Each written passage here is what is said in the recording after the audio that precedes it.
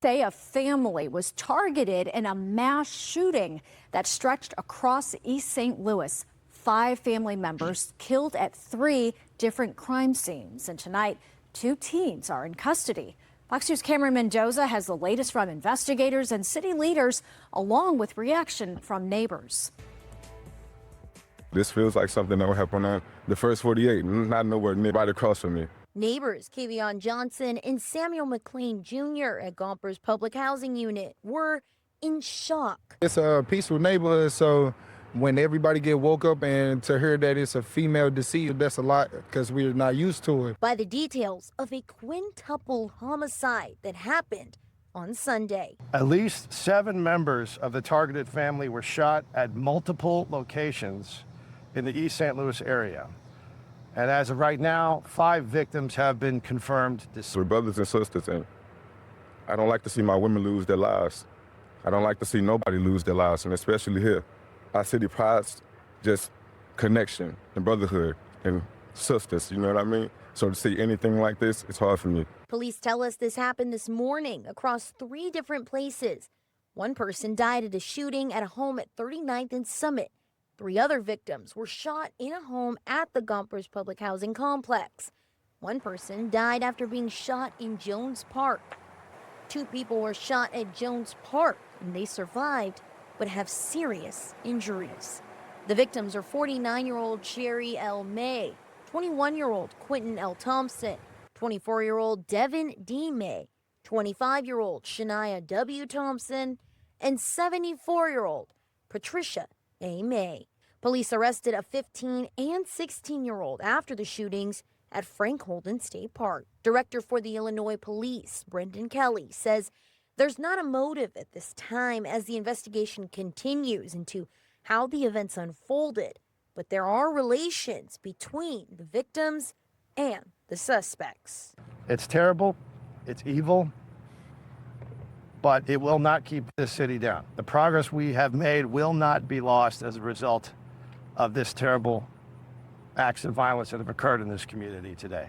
We spoke with East St. Louis City Councilman Courtney Hoffman, who came to the press conference Sunday afternoon. And while police are classifying this as a mass shooting by technical circumstances. This is not a mass shooting that you don't have to worry about going to the grocery store and someone's shooting at you or anything like that. This is a one-off in a sense, so it's not something the whole community to be afraid of. In East St. Louis, Cameron Mendoza, Fox 2 News. All right, so I was shaking my head here on a lot of fronts here. On a lot of different fronts, okay? Where in this picture that tells me that this is a safe neighborhood? First of all, why are y'all out here with no damn shirts on? I know you might say, Chaz, it's the summertime, it's hot. Listen, if you blow, listen, if he got like some kind of like tattoo and all that, whatnot, he got the BDB hairs, whatnot. His name is Kevon Johnson. Kevon Johnson.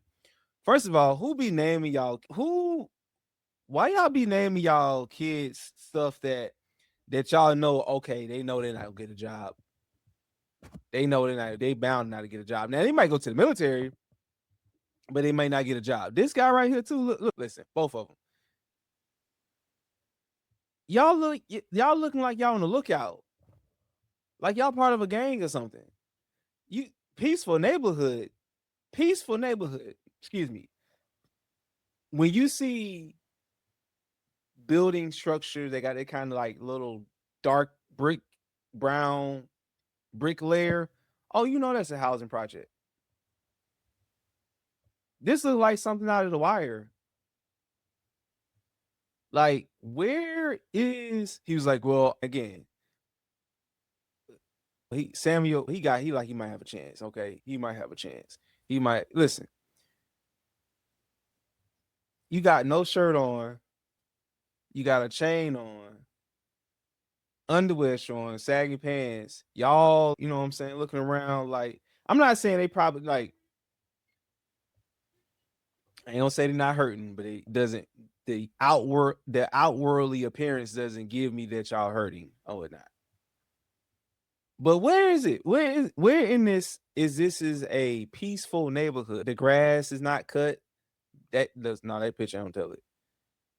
Listen, right there. Look, nah, man. Nah, bro. Nah. Nah. This I'm just saying, look around. I'm just showing all just look at it right there. Let me blow this up for my viewers. Where in this is he got a hoodie on? There's somebody in the summertime with a hoodie on. Now, the only way you wearing a hoodie, most of the time, if you working out, now if you going to the gym, you working out, but you are wearing a hoodie in the summertime.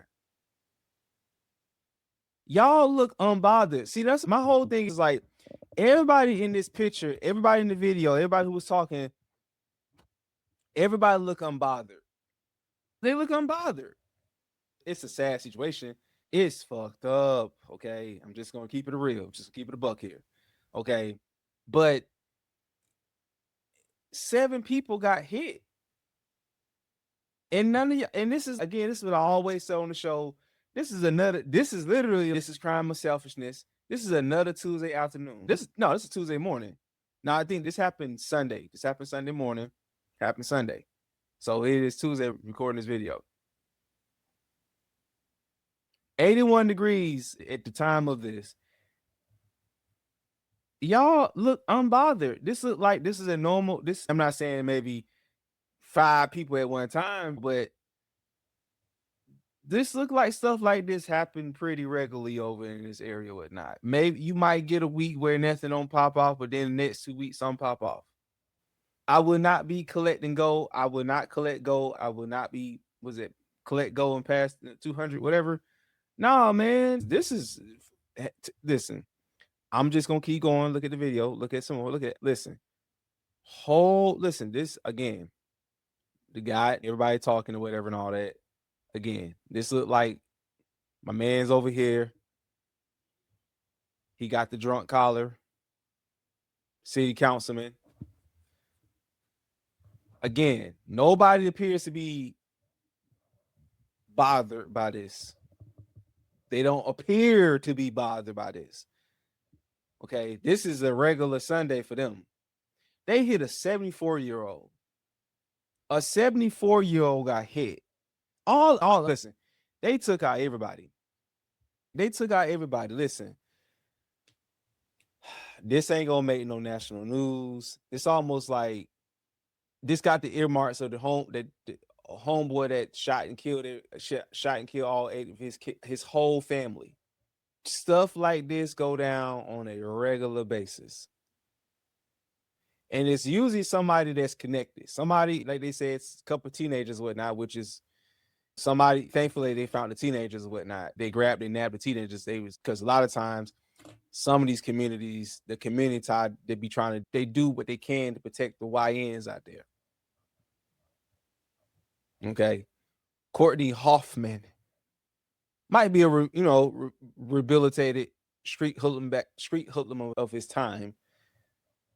But this right here, man, like this, listen. I go back to the scene one more time. This, like I said, look, I'm just saying, look at this. The grass, it has to be so bad over there. Now you might say they probably got vacant houses. Again, it's probably some drug houses over there. Probably the 7 that got hit, the 5 killed and 2 got injured. That was probably the reason why they didn't do a drug raid that day. They probably raided that spot. The jump out boys, man, listen, they probably be over there like every other day, jumping out on the little boys. And they probably did. Look, listen. These 2 individuals right here look like they probably been jumped out on the police before. You know what I'm saying? They've been jumped out on the police before. Now my man's over here look like he kind of athletic, like he probably play some ball or something like that. But listen, he got the Crocs on. I don't know if he probably got Crocs on as well too. But these looks like they've been jumped out on the police before. Them like they've been hemmed up against those walls, patted down. 10-4. They're like, man, 10-4, why you keep harassing me? insane. If you listen, if you can get out and don't come back. There might be some area like that don't really have a lot of activity, but chances are most of these areas got a lot of activity. These are the areas that need the most policing. Then people that be like, "No, man, we don't need the policing, man. They be ones that smile, hey, defund the police," and then be like, "No, man, we need the police. Call the police." Anyway, we got some questions to ask. There's a follow-up video that we have to show to this unfortunate tragedy. We got to go to the family. It's taken and a family left to plan 5 funerals. Tonight we are hearing from the loved ones of an East St. Louis family torn apart by a horrific act of violence. Loved ones say the killer is one of their own. Thanks so much for joining us. I'm Kelly Jackson. And I'm Mike Bush. The killing spree spanned across 3 different crime scenes in East St. Louis. Our Melanie Johnson is live in East St. Louis.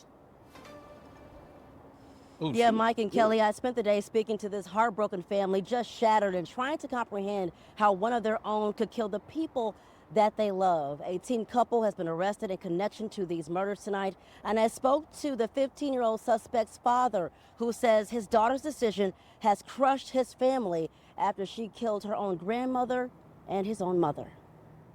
Wait, Can't show her no sympathy. wait. So it was a boy and a girl. Wait a minute. Hold on. Oh man, everything's in shambles. Hold on, man. Wait a minute. Wind this back. Not because the girl will find you. 5 lives taken and a family left to plan 5 funerals. Tonight we are hearing from. First of all, let me start off with saying this again. Maybe we missed this. Prayers up to the family, first and foremost. Prayers up. My condolences to this evil, horrific, fucked up tragedy.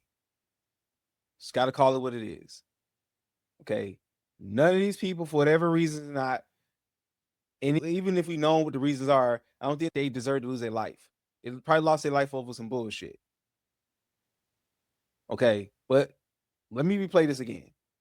The loved ones of an East St. Louis family torn apart by a horrific act of violence. Loved ones say the killer is one of their own. Thanks so much for joining us. I'm Kelly Jackson. And I'm Mike Bush. The killing spree spanned across 3 different crime scenes in East St. Louis. Our Melanie Johnson is live in East St. Louis.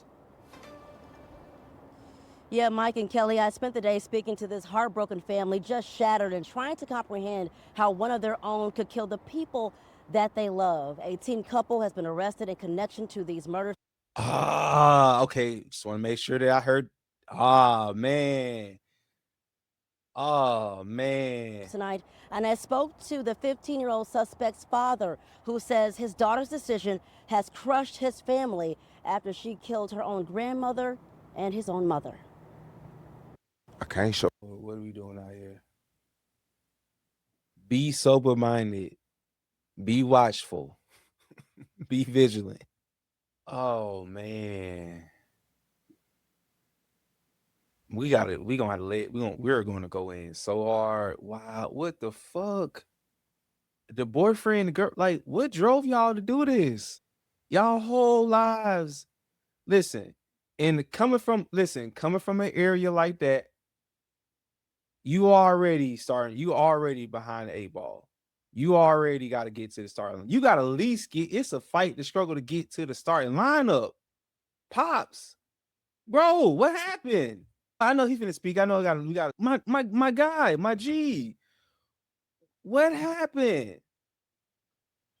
Listen, man, this I don't understand. A teen couple, daughter, 15 years old, wrote with a ooh-wop and saying, yeah, I'm gonna go take out my grandmom and them. I'm fuck both all of them. What? Or no sympathy. Marcus May tells me his teen daughter made a decision that is just heartbreaking. The 15-year-old and her 16-year-old boyfriend accused of shooting 7 of their family members, killing 5 of them. The victims, Patricia May, her daughter, Cherie May, her son, Devin May, 24 years old, who leaves behind a 1-year-old daughter and siblings, Quentin and I'm just trying to hit a name. I'm just trying members. to accused of shooting 7 of their family members, killing 5 of them. The victims, Patricia May, her daughter, Cherie May, her son, Devin May, 24 years old, who leaves behind a 1-year-old daughter, and siblings, Quentin and Shania Thompson, ages. It's like the one in the middle, like they don't look like they was a bad family. My man's over there like he was really trying to make something of himself. He got a tie on and like, let's blow this up a little bit. Look at this. Look at this beautiful family here. My goodness, you shot the mother, you shot the daughter, you shot the son, you shot the what the fuck? Wow. Man. Damn. Man. Let's continue. Hold on, my bad. Let me 21 and 25. 2 sorry. other family members survived this attack. The shooting taking place at 3 locations. The Samuel Gompers complex, where a bouquet of flowers now sits at the front door. A home in Summit and Jones Park. The teenage suspects were captured following a police chase at a nearby park. While preparing to say 5 final goodbyes, heartbroken family members hope the focus remains on the lives they touched, not the tragedy. They know that he was a great father, a great person, a great man. My granny's someone so loved. She's so loved. And it just hurts to see that she was gone like this. It just really hurts so bad. No word tonight on possible charges, as the Illinois State Police tell me this is an ongoing investigation. Now, if you would like to help these families, there are 2 GoFundMe set up, one to help the family's burial costs and also a trust fund for Devin's 1-year-old daughter. You can find all that information in this app, in this story at ksdk.com. Live in East St. Louis tonight, Melanie Johnson, 5 on your side. Prayers up to the family. It's always the ones that ain't got the least. Like it take, especially in the community, especially in our community. Like it's like we already again be behind the 8 ball. Some of it's most of it's self-inflicted at this point. But it's like you like most people get up out of here don't have much. You know what I'm saying? You be lucky they can leave a house. You know what I'm saying? Or share some insurance money or something. Like you talking about government assistance all the way. Maybe somebody was probably halfway working, trying to make something themselves, whatnot. But it's bad, man. It is straight up horrible. Horrible. And again, it's family. We ain't talking about no rival gang or rival drug dealer, whatever, rival drug gang. It's family. They executed 5 of their own. 5. 7, because the 2 of them, the one that got hit, they are in critical condition. We don't know the condition of them. It's over. It is over. Dad, I don't, man. Dad, he was like, he probably can holding the job down, doing the best he can, but damn. More than likely not, probably ain't with the mom. They probably ain't together, whatever, and all that. So there's no strong, like, far as that to somebody to rear the child. You know what I'm saying? Real men and whatnot. And same thing for the 16-year-old as well. Demons, some demon spawns. Y'all are some evil, demonic, possessed little bastards. And it's a product of the environment. It's the culture. Which teenager 15-year-olds are walking around here with fucking pistols? Now I know it seems to be a common thing, but look at who like really. I don't want to hear anything about no systematic oppression. I don't want to hear anything about the white man. I don't want to hear about that. I don't want to hear shit about that. Because guess who's coming to investigate it? When you go look at the other video, guess who's there to investigate it? White people. I'm not saying they don't have no black officers. I'm just saying. Y'all gotta take some pride of where y'all come from. I'm not saying East St. Louis people ain't proud. Like, you gotta take some more pride, like real rein it in a little bit. Seriously. It's the summertime, man. Summer camp. Go take a listen. take a summer vacation, road trip somewhere. Damn. They went and shot 5, 7 people like it's a sport in the same little area. Like, what drove these demon spawns to do this? And again, the inflictions of the environment that they're around, and they sucked in the throes of poverty or whatnot, because it is poverty over there. Can't hide it. And I'm not saying they ain't decent people, they ain't trying to make it get out of there, but damn, man, like this will reinforce. It'd be like, I gotta go. Nope, it's a life outside of this housing projects. It's a life outside. Trump ain't got nothing to do with this. But listen, this is us. This is us. This is us. This is them. It's their community. But this is the culture. No great parenting nowhere. No God. No listen. None of that. 2 questions. When teenagers are arrested for conspiring to wipe out 5 of their own family members, is this a failure of community intervention? Or is it a level of domestic betrayal that no system can ever predict? Man, oh my goodness.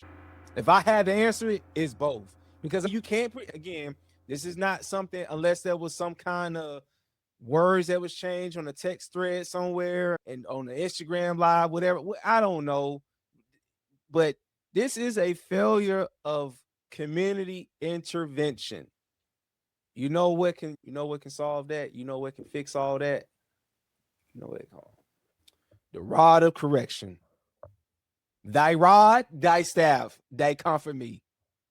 Failure on community intervention, because more than likely not, this was probably. I'm not saying that some works like some shit was probably already popping off. And why did somebody who ain't even part of the damn family having something to do with it?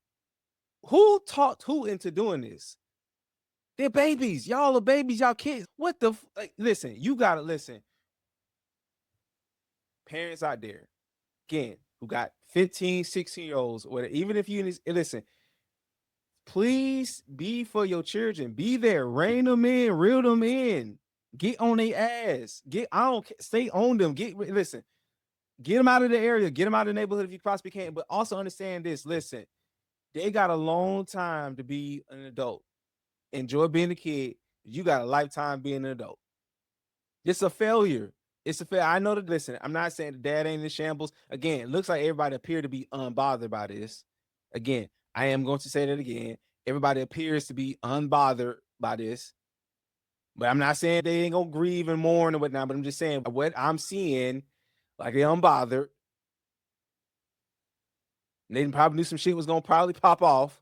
Didn't know when. Man, come on now. And then my second question is, listen, how does a neighborhood even begin to heal when the threat wasn't a stranger on the street? I literally just said that. I ain't even look at my own questions. I said, but the kids living right inside the home, like the enemy within. This some enemy within shit. This is the enemy. Listen, you don't ever have to worry about somebody else coming to no white man. Listen, it's you. Gotta worry about you. I gotta try to get out the neighborhood. I gotta try to make it out of East St. Louis. I gotta try to get down to the end of the street. Get to the end of the week, because it's Hunger Games over there. Everybody's tribute. You can be tribute. You can be handed up as tribute at any time now. God damn.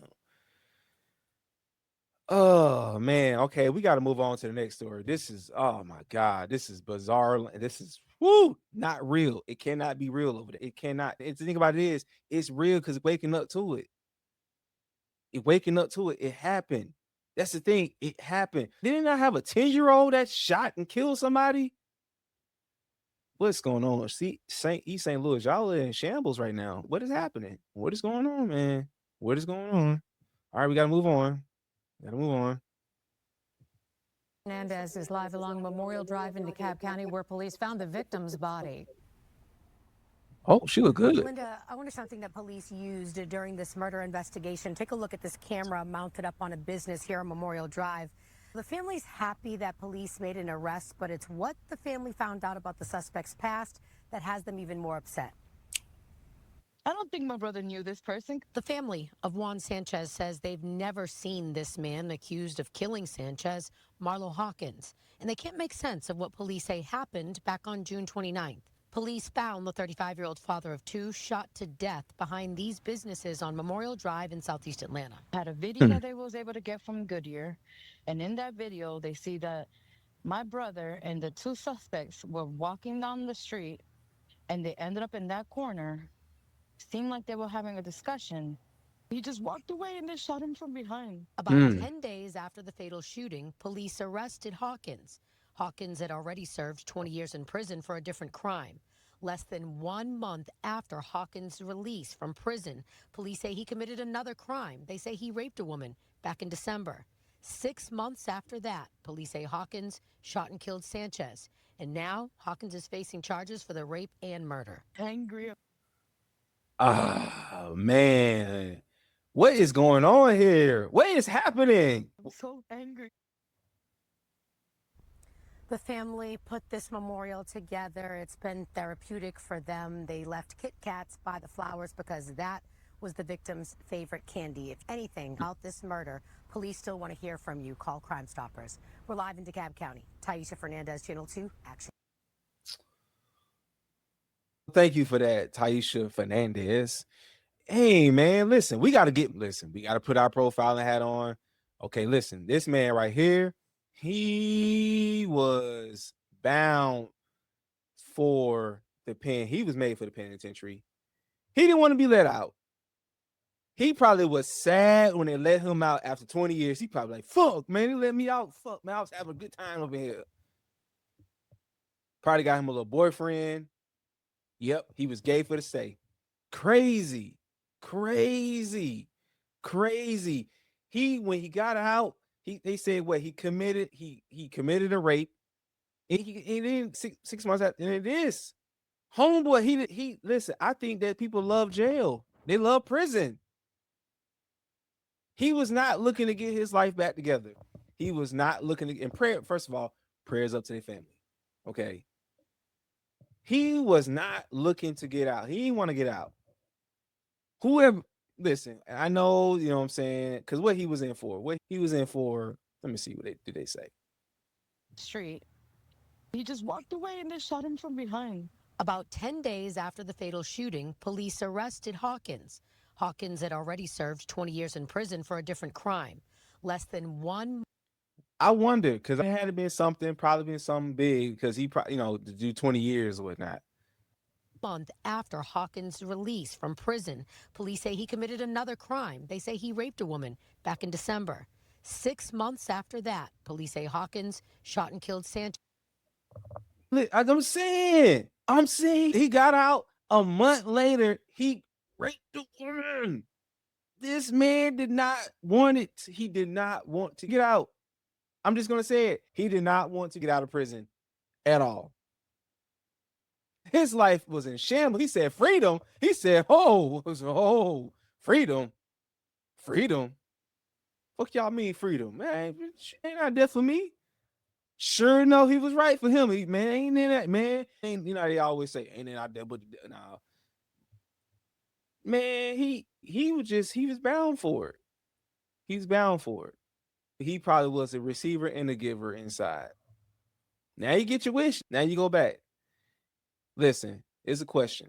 If a violent offender serves a full 20-year sentence and commits a new murder just months after release, is that proof that our prison system has completely abandoned actual rehabilitation? Listen, it's only but so much rehabilitating. It's like people who fall in and out of favor with Christ. It's only but so much encouraging you can do until the point they just got to go through their own afflictions. There's only but so much you can do. You keep doing it. It's a thankless, again, I don't want to say it's not a thankless job, but what I mean is that even if it's the most unpopular thing, you got to get up, you got to keep getting up to it for a person, because you don't know They do have a thing called the thing called recidivism rate.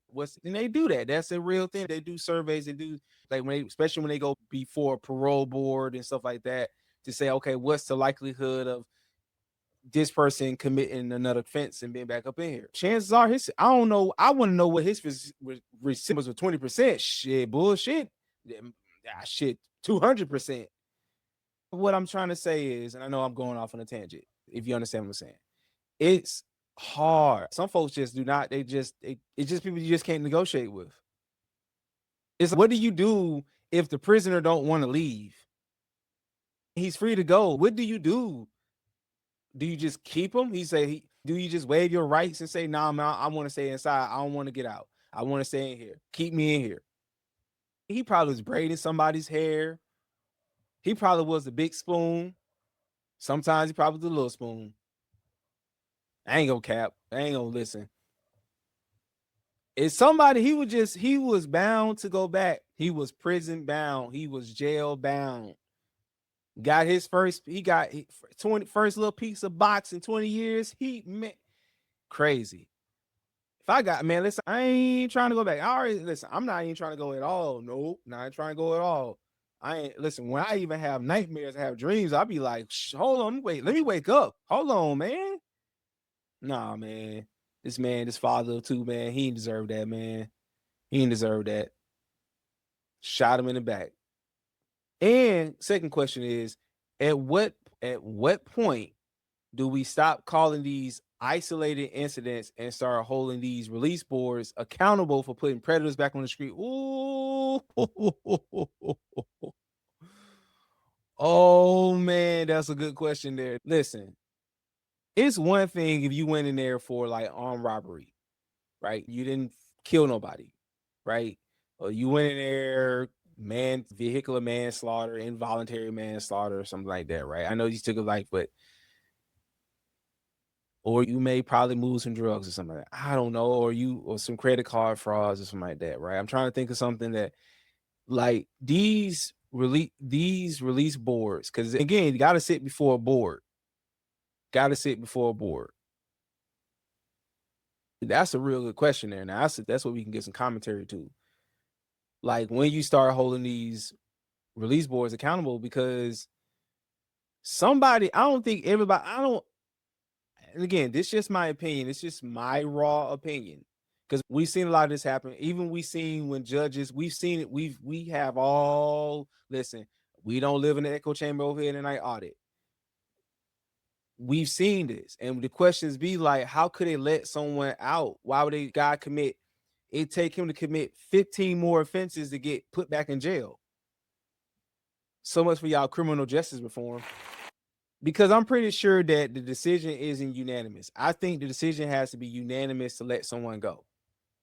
Now, especially, let's just say if it was 25 years he was serving and he was paroled at 6, maybe, because a lot of times you go before a parole board, sometimes it'd be 5 years, depending on how, maybe you might get parole, you might go before a board, depending on what your behavior is, whatnot, you might go sooner than that, right? I don't have the exact numbers and figures in front of me, but I'm pretty sure, especially if you eligible for parole, because they usually tell you, hey, in 2020 something, you gonna be eligible for parole. You'll be able to be put on parole and be released. But I would think like it has to be unanimous, or put them in a halfway house. Now I know you might say Chaze, now that could be a probability they committed some other offenses, but put them in a halfway house. I would say the ones that probably be so begging not to go, if they beg to not go, put them in a halfway house. Put them in a halfway house for a little bit. Okay, put them in a halfway house. Now I know that's state resources, taxpayer money, and all that stuff like that. But again, we got to start looking at these review boards and what are you looking at? Because I know they got to look at the offense and got to look at the offenses and weigh it against what's the probability of him coming back up in here. Because you do your time. I mean, there's some ones who turn their lives around and for the better. And maybe they're probably members on the parole board, probably. I'm unsure. But if he or she has shown exemplary status and service. They've shown they can be a productive member of society again. Okay. And those are the ones that probably really do well, but the ones that people probably like, they good, she good. Go back out there, they go do something crazy, go mutilate their boyfriend and cry about it at their funeral and try and throw the cops off or whatnot. Prayers up to the family. All right, listen, we are on it. Okay, we are on it over here because this is maddening, man. All right, we gotta switch the story. All right, we got to go to Houston. I know the tragedy. I know I might say, Chaze, what's going on?